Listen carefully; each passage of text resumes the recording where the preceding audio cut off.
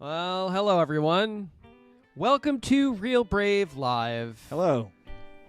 Number what? 89. 89. Ho ho. I'll be 89 when I pay off my mortgage. Today we're going to talk about disco. This little tiny genre of music that enraged and made a lot of people really happy. The music of the early 70s evolved from this rhythmic and social foundation of funk to make what a lot of music enthusiasts seem to think as crappy music. And we're going to talk about that today here on... Real Brave Live. Did you have the wah going? Oh, there it is. I thought this would be an interesting topic because you're a big funker. I'm You're a gigantic funk head. I'm a funky guy. funker. I like to funk.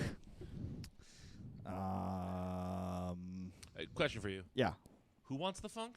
I want the funk. We want the funk. Do you We need the funk? want the funk. I don't need the funk. Gotta have the funk. I was in a funk band for a bit Yeah.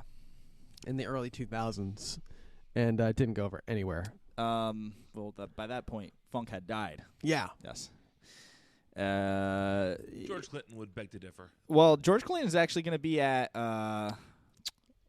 Where is he going this year? He's at a festival. Still alive? I think he's at Riot Fest actually. I believe so, yeah. He's also playing, I think, Central Park, maybe? He's playing someplace around here. Good for him. Somewhere close to here. This also arose out of the our YouTube shorts. We did there's some mild interest in one of our shorts about Disco Demolition Night. Ever heard of that? No. Yes. Yes. Yes. So very I'm a famous. baseball fan. Are you a baseball? No, you're not. You're a baseball fan. Yes. I mean, I'm a fan. I just don't You follow it at all. How many home runs does Judge have right now? 60. Very good. Yeah, very good. You're not allowed to talk about baseball I anymore. He has less than Pete Alonso right now. That's all I know. Pete Alonso has how many? 20. Well, look What at about- you. Pete Alonso's a good ball player. What about Mark McGuire, though? Mark McGuire did a lot of drugs to Oh. get himself big. How about that Sammy Sosa guy? Yep. Same. Wow. And he has vitiligo. Oh. Have you seen pictures of Sammy Sosa? No, I have not. You should do that right now. Is that where his skin loses Should I pigmentation? do a live reaction shot? Yeah. Okay, hang on. Let me. Yeah, you got to see pictures of Sammy Sosa. Sammy I Sosa, can friend of the enter show. camera on me. Let's see, okay, Sammy, if you're watching, Alright, please camera's on me. comment. I'm looking Sammy Sosa 2023. Hang on. Sammy Sosa, famously baseball player in the Oh my 90s. goodness. Oh my goodness! Not what I Whoa. expected. Yeah. What a Yeah. reaction shot from our producer, Brian. Everybody's trying to figure out if he was a disco artist. He's not. But so I'd like to talk about Disco Demolition Night. I'd like to talk about funk. But most importantly, I'd like to get your opinion because it means a lot, Kevin, on disco. So disco generally is unoffensive to me. I Okay. really like the Bee Gees. I think there's a really fine line between funk and disco, and I think that line can be drawn by a string section. So that's really the thing. It's a string section with a downbeat. Yeah. Because like if you the foundations are funk within many of the songs, except for Yeah. the Bee Gees. Yeah, I mean, funk you hear in the rhythm section, drums and bass, a little bit more syncopation. Disco is a little bit more straight ahead, easier, one would argue, to dance to, because you just get really solid 4 on the floor. Yeah, four on the floor kind of stuff. Whereas funk it's a little bit more. There's a little bit more complexity rhythmically. It doesn't stray too far from that, but it's. I mean, you still have like the hallmark of wah guitar. Yeah. What is that thing you got there? So this down here at my feet, which none of you viewers at home can see. Oh, wait. If I move my head, the wide shot can get it. So this guy down here, it's called a wah pedal, and what it does is it goes wah. there's a little guy in it. Wah. There's a little guy in there pulling levers, and he takes the sound of the guitar and he listens to it and he translates it and he says wah. Do you know what his name is? Wah. Wally. Mario.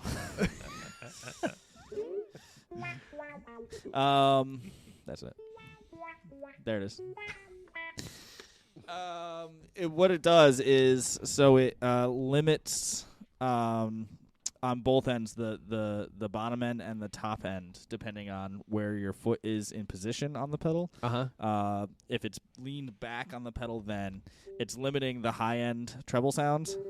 And you get more of like a not a bassier tone, but it just cuts out those trebles. And then on the other end, it cuts out the low end, right? So It's a filter. it's a filter. Thank you. Yes, that's what it does.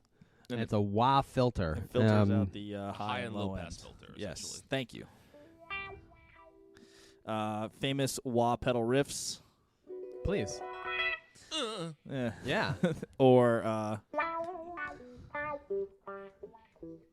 Is that disco? that's not disco. What's that? That's rock. Yeah, so what's the difference between rock and disco? Oh, I'm so glad you asked, Dan. So You have a canned answer for me? while rock was countercultural movement, rebellion, and anti-establishment sentiments associated with social and political activism, reflecting the era's social changes and influence on fashion, lifestyles, and idea of the rock star as an iconoclastic figure. Disco, You're not reading that, are you? no. It's resistance from rock-oriented radio stations, DJs, and some music critics. Accusations of being manufactured, lacking artistic merit, and promoting superficiality. May I butt in here for a second? You can butt in. Please, God. Okay. I take big issue with that. Oh, Because what did I say? not you said whoever wrote the notes that we are using. Right. Whatever. What was this? What is this? Forbes. Dan. That's a family name. Did you go to Forbes? Yeah, Or it's that- Business that Insider. No, it was a movement that was primarily run by and for minorities. It was Black, Hispanic, and queer people making Yes. that music. There is a And portion so- of that in here. And so the white mainstream press saw it as used disco as a something to villainize groups of people, not just the music. And so I'm not saying that you were doing that, obviously, but I think that looking at disco as Are you calling me unwoke? no, I'm not calling it unwoke. But I think that looking at disco as something that without artistic merit has some There's roots in like bigotry and Yes. and fear. Yeah, exactly. of course. Disco started as a mixture of music from venues popular with the LGBTQ Americans prior to that acronym. Right. Apparently Italian Americans, Hispanic, and Latino Americans, and Black Americans in Philadelphia and New York City during the late 1960s and early 70s. It could be seen as reaction from the 1960s counterculture. That's what you were trying to get at before. Yes. The dominance of rock music and the stigma of dance music at the time. I mean, you can look at it like if music music to me is more of a web than a tree, but you can look at like the split. If we were looking at it like a tree, like, you know, rock came from what? It came from the blues, which came from like early America, a culmination of Western European harmonies and African rhythms Yes. in the way of slave song and field song and African American spirituals. Yeah. And that's kind of where rock emerged from, is from the blues. The blues split into rock and roll and country, right? And whereas rock and roll was more like black urban, country was more like white rural, right? So as rock developed, we started to get into wah, and we started to get into funk. And so there was like another divergence there, rock and funk.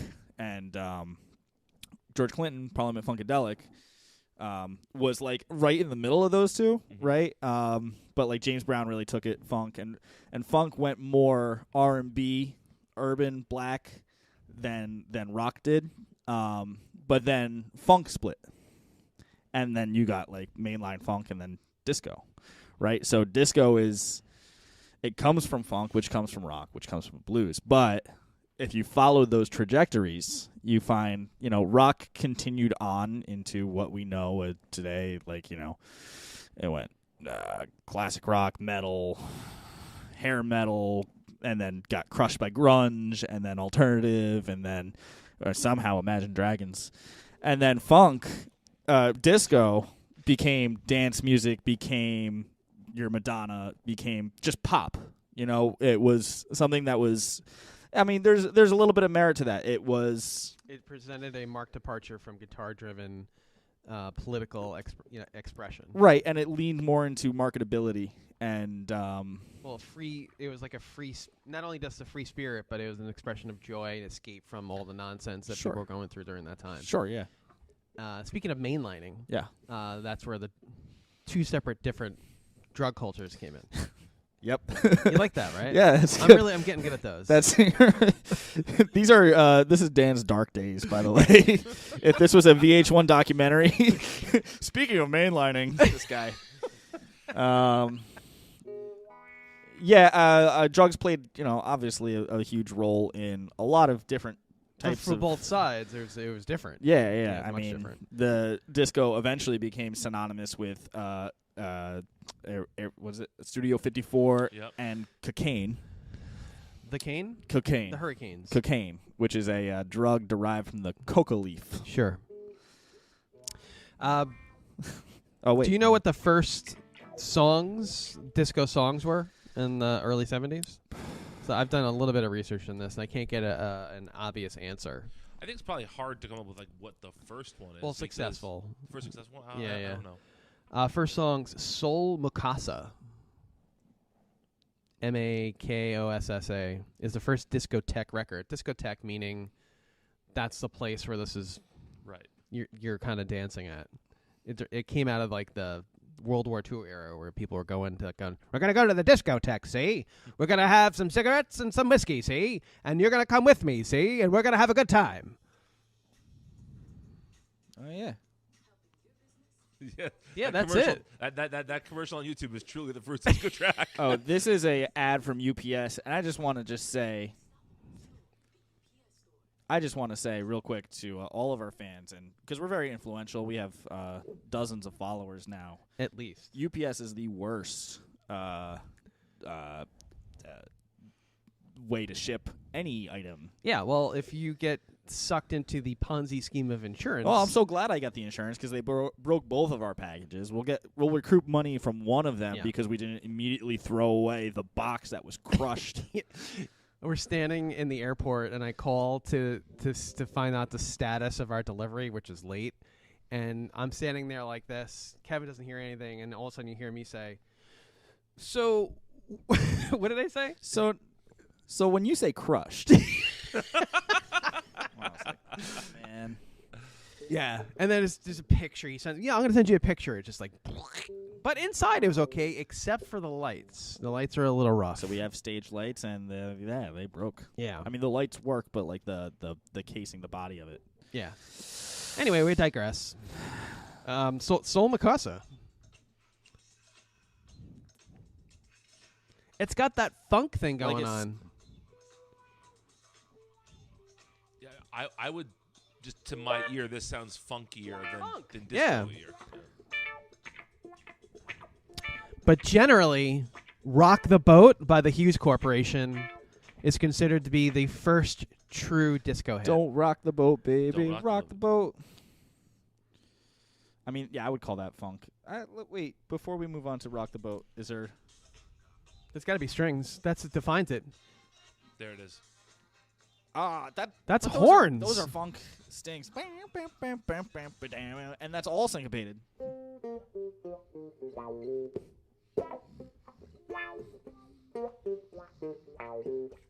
I mean, come on. That's Generally, the Rock the Boat by the Hughes Corporation is considered to be the first true disco hit. The Hughes. The Hughes Corporation. It's The very famous. Yeah. boat. Tip the boat over. Tip the boat over, sink the Titanic.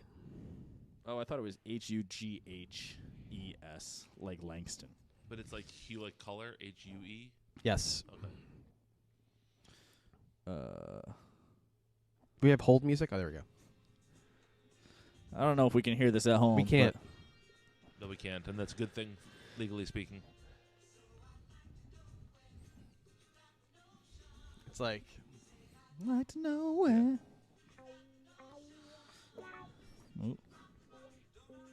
Yeah. don't rock the boat, baby. Rock the boat.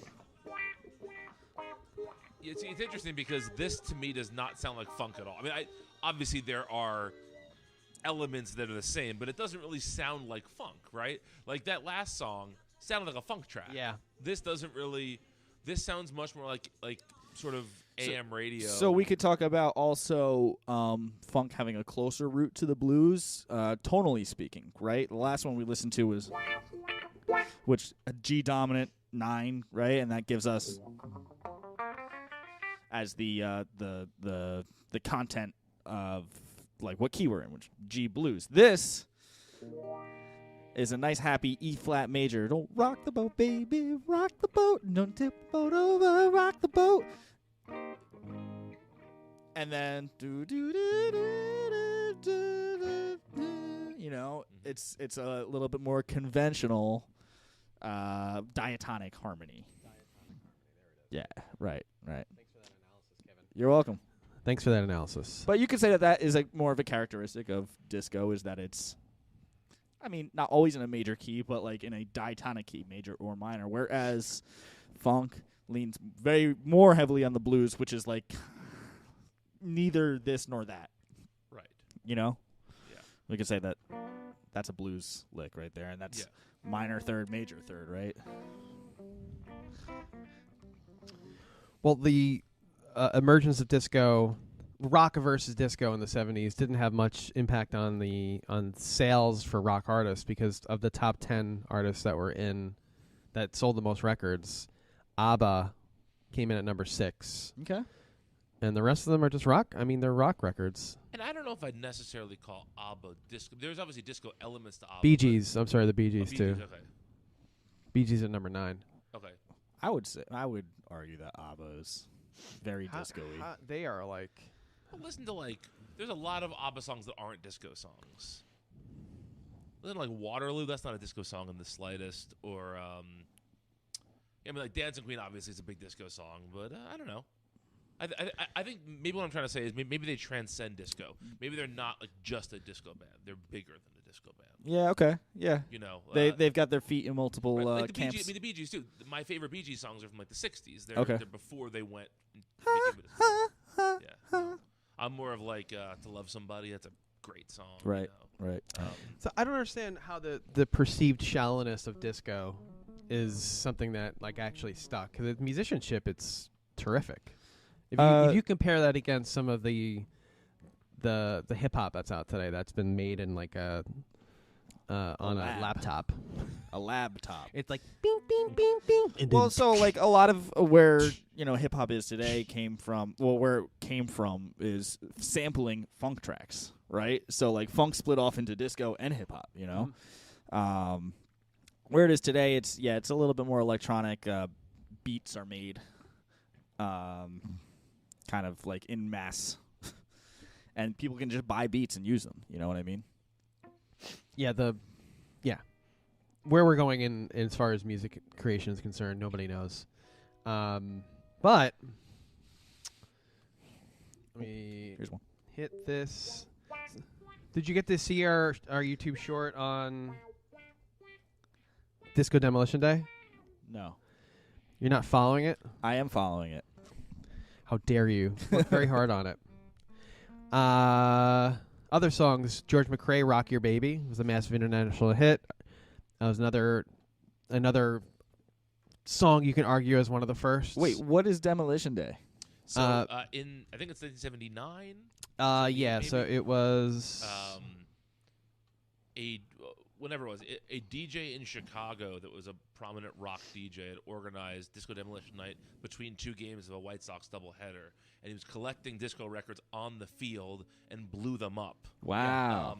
Blew it up so badly they had to forfeit the second game of the doubleheader because the field was unusable. Yes. Sure. They used way too much explosives. Disco Demolition was Thursday, July 12th, 1979 at the old Comiskey Park. That ended in a riot, too. And that's so that was was rock declaring war on disco? Yes, is that what that was? Yeah. Yeah. Many had come to see the explosion rather than the games and rushed onto the field after the detonation. There's really Ramiro got video of it. Really? Yeah, Oh, I'm yeah, sure. there- I'm sure we're able to use it. There might be a 30 for 30. There's a documentary out there about this event. And Yeah. it's very interesting. The guy that owned the Chicago White Sox was Looney Tunes. Yes. He was a weirdo. He did all sorts of crazy stuff. I don't know if you've ever seen the Chicago White Sox uniforms. From that era when they had collars, Yeah. shirts. Yeah. Yeah. If you're a baseball fan, you'd appreciate it. Kevin, I'm sure you appreciate it very much. What was didn't the White Sox do a free beer night or the 5-cent beer night Probably. that got and it Probably. just got like overrun? They didn't have enough police and people just went crazy. Well, that's essentially Disco Demolition Night, too. They didn't have enough security there, and it just turned into a nightmare. Yeah, I'm never listening to. So that aside, so listening to disco personally reminds me of a bar at 4:00 in the morning, and I want to go home. Huh. That's what it reminds So me. you of. weren't that there, and you weren't Jimmy there Buffett. in the prime days. Jimmy Buffett. Yeah. As soon as Margaritaville comes on, it's time to go home. That's That's a good rule to live by. Oh, gotta go. Can I pull that at like family barbecues too? Yes. we I was at a bachelor party recently. We went to a restaurant and we walked in and we heard somebody playing guitar and we are like, ugh. And then they started playing Margaritaville and we were like, ugh. The man made millions, hundreds of tens of millions. Well, yeah, he's dozens built of an millions. empire off of that song. Yes. Yeah. Now he has retirement homes called Margaritaville. Yeah. It's brilliant. I just find what I Rich didn't white understand moms. to be like one of the things that was going to come out of this little bit of research I did was the involvement or like the marginalized communities that were involved in the disco movement, such as gay folks from the 70s, but Village People, right? Yeah. Were they all gay? I don't know. I couldn't tell you. Brian? I don't know. Brian, tell us if they were gay or not. I'll do some research. Okay, You guys thank keep you. talking. I'll do some research. Thank you. Just tread lightly on Google image search. That's all I would say. You think my phone isn't infected by other things already? Come on. So the man, I wrote a paper on this On the Village People? on disco. You did? Yeah. And you were so against us going on stage to talk about this? No, I wasn't against it at all. Did you do part of your paper, which is what I want to know? It was about marginalized communities. Yes. Really? So the course was called Rock Music Diversity and Justice, and it covered popular music from like the 40s Yes. on. And there was like a whole chapter on disco and the effect that it had on the gay community, and how YMCA's were like a place where gays would go. Yeah. I think treading lightly again. Disco. Because I couldn't find much on it. That's why I asked Brian. Assignment 12. I'm not finding much on it either. I can't find it. That's what I mean. So like the notion that it was part of the countercultural cultural movement makes sense, but I can't find any research. Or like, I mean, I can find some facts, but it's to say that it was based on that. The most famous people weren't necessarily gay. I mean, the lead singer of the Village People was married to Felicia Rashad. Oh.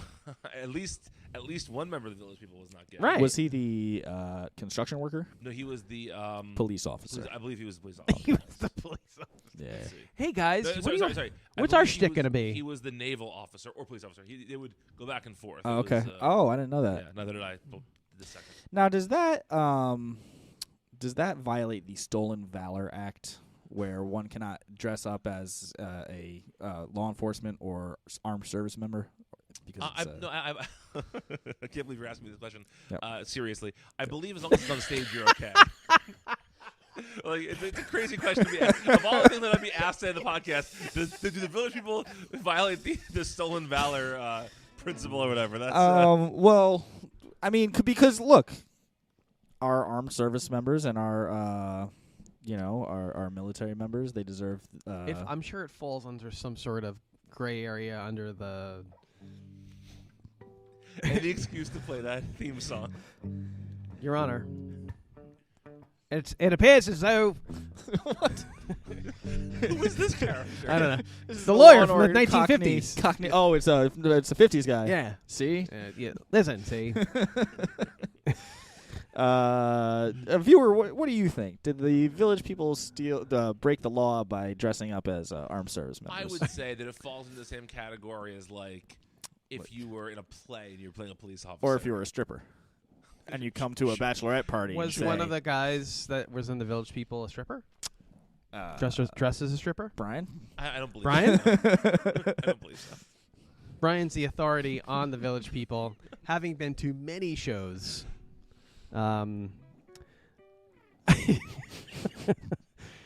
Yeah, I Coming mean, soon from Real Brave, a disco remix of the Law and Order theme song.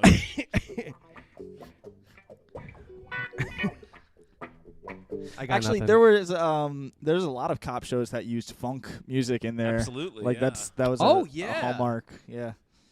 Like I can't even Matlock. Matlock was from the 80s, friend. Oh, okay. Yeah. I think Columbo, possibly. Yeah. I've been watching a lot of 70s movies lately. I'm reading Quentin Tarantino's book, which is about all 70s movies. And all those movies that are like car chase movies all have some funk soundtrack, yeah. Yeah, just grungy, gross. Everything looked dirty. It makes me feel better about living in New York City or around New York City. Because you look at some of those, like the early 70s clips, I wanted nothing to do with that. I want nothing to do And with then who that. came up and cleaned up the city? Was that One Rudolph Giuliani. that was Giuliani? Yeah, Mr. Giuliani. And then he went crazy. Yeah, now he's melting. Slowly melting. Friend of the show. So.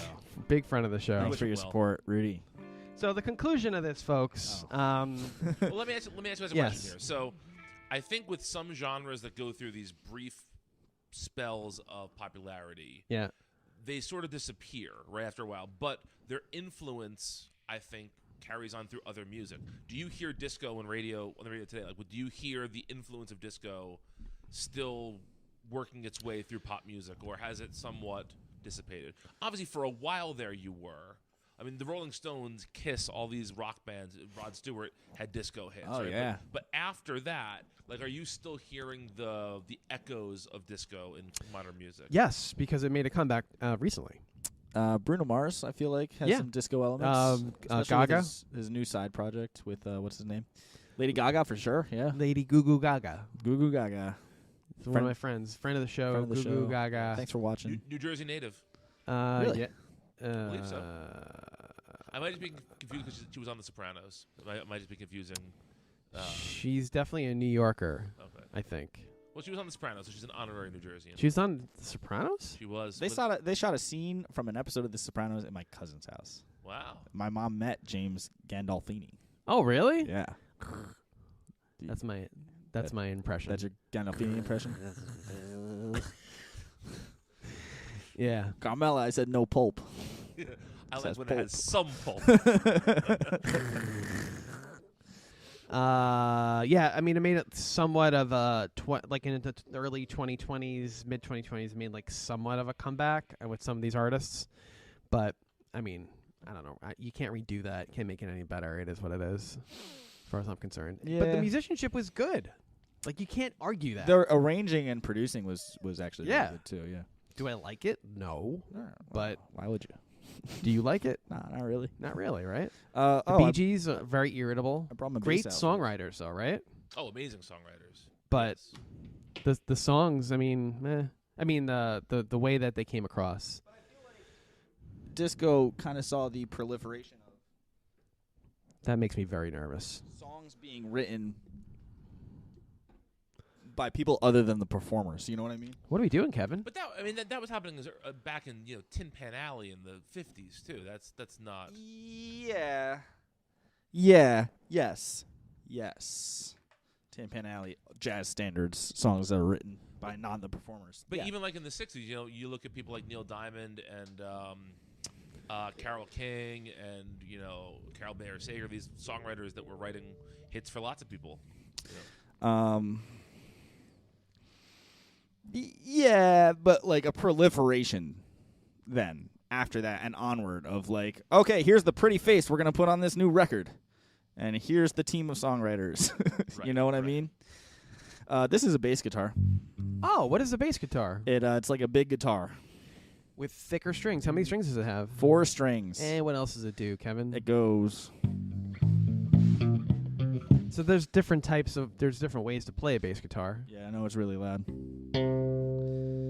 But funk and disco saw Yeah. a lot of slap bass. How do you do that slapping thing? I don't know if you can see me right now, but You I can. hit the string with this part of my thumb, and I also pop it.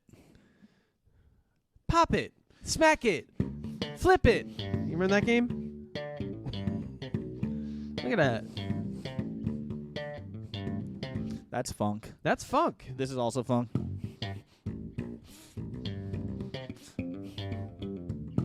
I never heard you play the old slappy bass.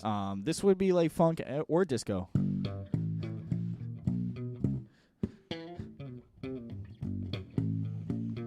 But then you have to have the strings above that.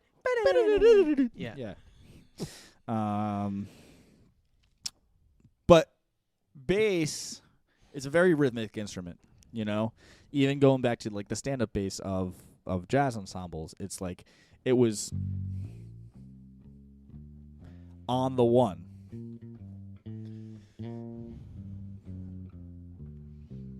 What was it?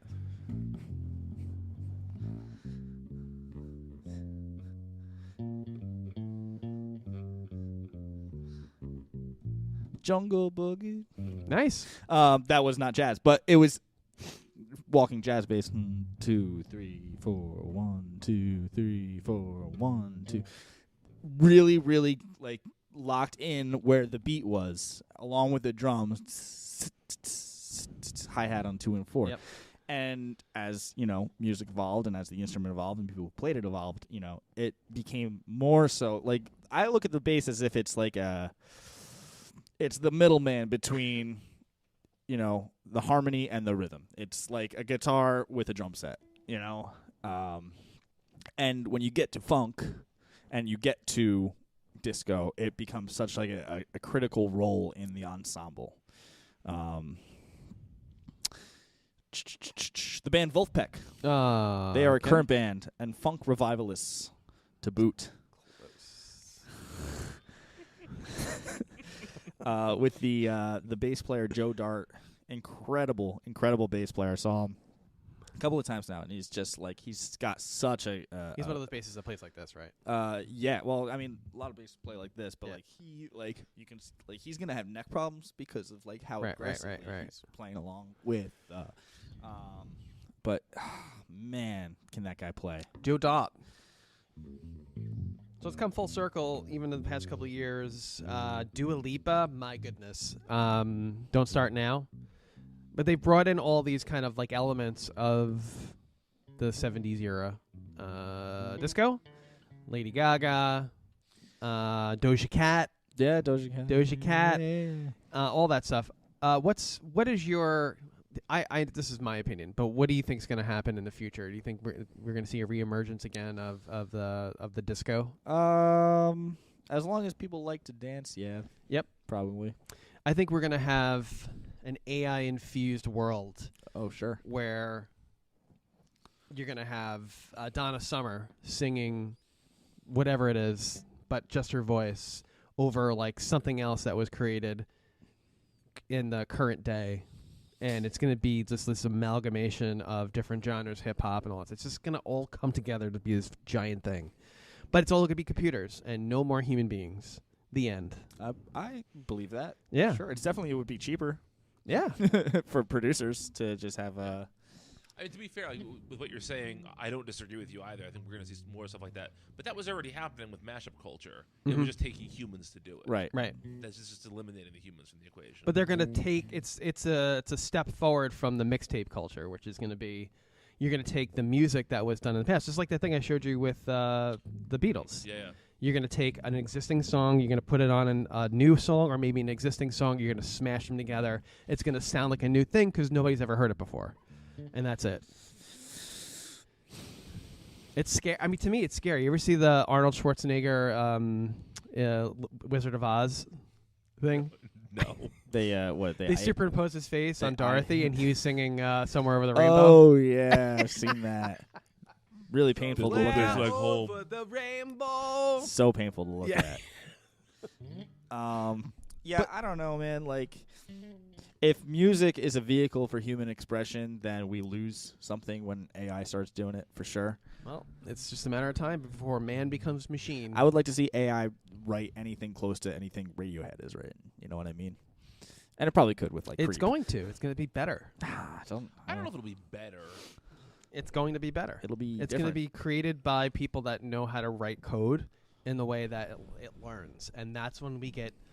That's when Terminator happens, and then the world is over. But do these people who write code also know how to write music? They're probably all musicians, You think as so? we've seen. You think so? Yeah, our developers are all musicians. That's true. That's true. They're all of them. One's he was like a really successful traveling pianist, and then this other guy that did the video room. He's a musician. Who was the pianist? Was that Matthew? The guy with the long hair looks like Dave Grohl. Oh yeah, I know who you're talking about. Yeah. Marty. Flarpy. Nope, not Marty. Flicky Muka. I don't know if Barp. Flicky This is great radio. Moopa Barp. His name is Locke. All right, I think that's all we got for today. What did we learn from today, Kevin? I don't know. Something about. Oh, disco is different from rock. And how to slap bass.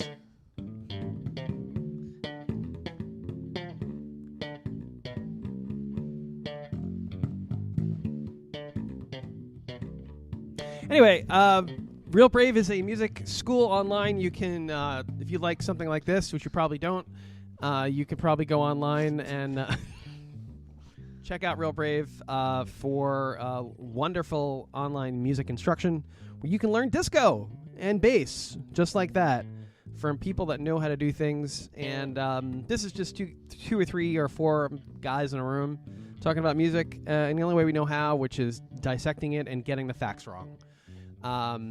Join us every week, Wednesdays-ish at 1-ish, 2-ish p.m. Eastern for more of this. And go to our YouTube. It's been catching on fire. We're going to hit 1,000 subscribers in a week and a half. Really? Yes. If it keeps going in the way it's going. We're at 800 now. So it's about 150, 200 every week and a half. It's pretty good. That is good. Yeah, and we're getting people commenting, liking. Of course, when we get things wrong, that's my favorite. It's my favorite part. Please join us every week. It's a pleasure to